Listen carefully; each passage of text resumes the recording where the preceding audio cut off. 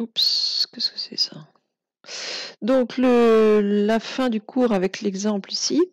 euh, donc on a une fonction f, polynôme de degré 3, et on vous demande d'étudier les variations de f. Là, il faut absolument garder en tête la méthode. Quand on vous pose cette question-là, étudier les variations de f, il va falloir que ça devienne un réflexe. On dérive la fonction.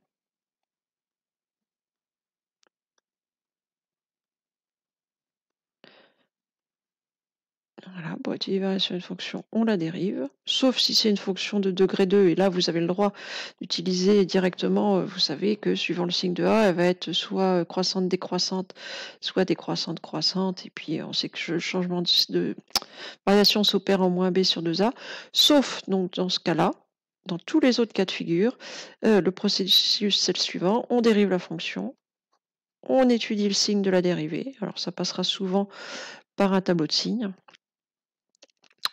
sauf si vous avez un carré, enfin des choses qui sont clairement, sûrement à coup sûr positives tout le temps ou négatives tout le temps, mais en tout cas, il faut étudier le signe de la dérivée.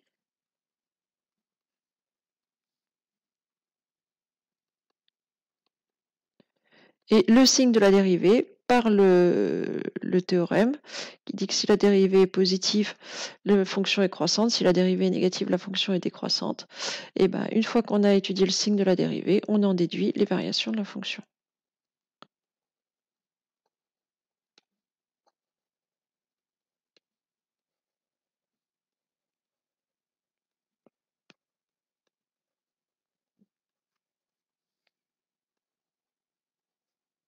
Voilà.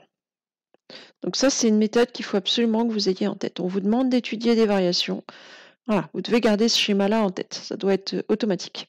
Donc, on va commencer par faire ça, nous, ici. Donc, on a la fonction f de x que je ne vois plus, mais enfin, je vais commencer par dériver. Donc, f' de x. Alors, f ici, c'est un polynôme. Les polynômes, c'est ce qu'il y a de plus facile à dériver. Hein. Je vous rappelle qu'on dérive monôme par monôme, c'est-à-dire x puissance n par x puissance n, en gardant les coefficients qui sont devant. Donc, x cube va se dériver en 3x carré, plus donc 9 demi fois la dérivée de x carré. La dérivée de x carré, c'est 2x. Moins 30 fois 1, la dérivée de x, plus 8 qui se dérive en 0, donc ça en reste là. Et f' de x, donc on peut faire mieux, c'est 3x carré plus 9x moins 30. Donc dériver la fonction, c'est fait. Ensuite, je dois étudier le signe de la dérivée. Donc ici, la dérivée, c'est un polynôme du second degré. L'étude de signe d'un polynôme du second degré, on a fait ça en tout début de l'année, ça passe automatiquement par le calcul du discriminant, et après on regarde le signe du discriminant et on en déduit le signe du polynôme. Donc ici, le discriminant, c'est b au carré, donc 9 au carré, moins 4 fois 3 fois moins 30, c'est-à-dire 81 plus 360, c'est-à-dire 441. Qui doit être le carré de 21. Donc racine de delta, ça va bien se passer. Donc ici, le discriminant est positif, ce qui veut dire que le polynôme a 2 racines. Et donc le signe du polynôme, il va être du signe de A, sauf entre ses racines. Alors il va falloir calculer les 2 racines.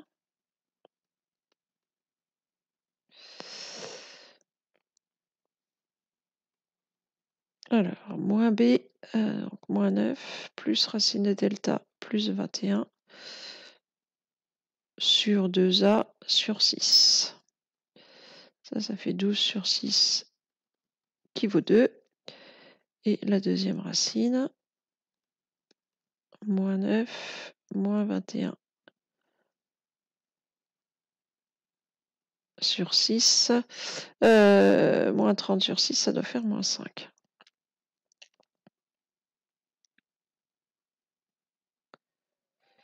suis en train de vérifier. Oui, c'est ça.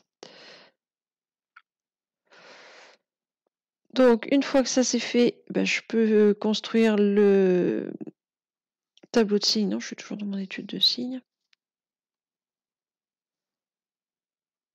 De ma dérivée. Alors, en général, on fait un grand tableau de manière à mettre l'un sous l'autre le signe de la dérivée et les variations de f. Donc, on va faire un tableau assez haut.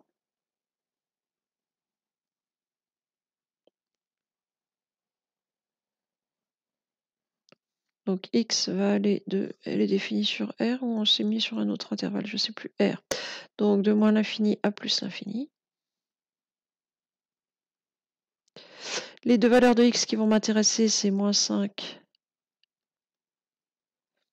et 2. Donc, le signe de f' de x. Donc, attention, oh, je sais. Donc, je fais des bêtises. Le signe de f' de x. Et en dessous, je vais venir mettre les variations de f.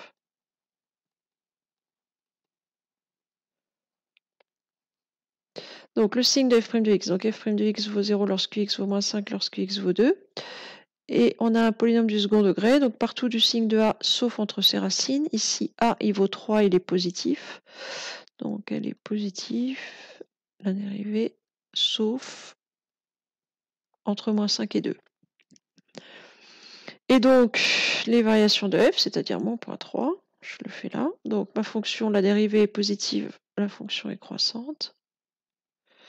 Si la dérivée est négative, c'est que la fonction est décroissante. Et si la dérivée est positive, c'est que la fonction est croissante. Donc là, en bout de flèche, en terminale, vous apprendrez à mettre ce qu'on appelle les limites. Pour l'instant, nous, on ne va rien mettre. Par contre, il faut quand même mettre l'image de moins 5, l'image de 2. Alors...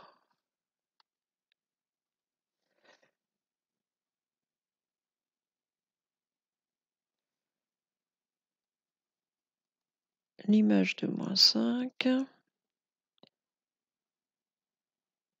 Alors, c'est moins 5 au cube.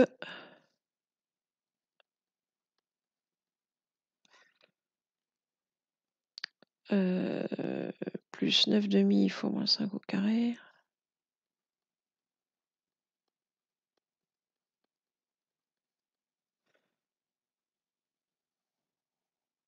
Moins 30 fois moins 5, plus 8.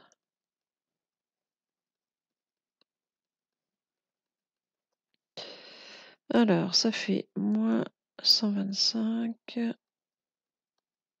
plus 225 demi plus 158.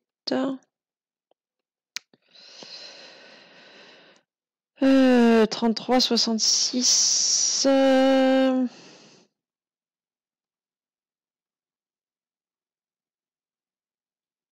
Ce serait bien 291 demi. À vérifier. Ou 145,5. Et enfin, l'image de 2. Donc 2 au cube, plus 9 demi fois 2 au carré, moins 30 fois 2, plus 8.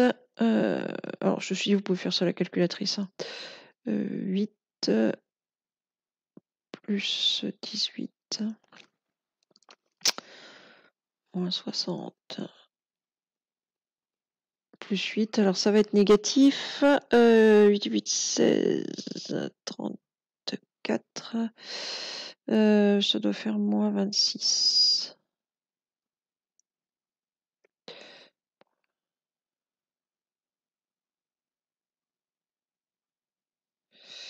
Hop là. Oh, bah décidément. Oui, ça doit être ça.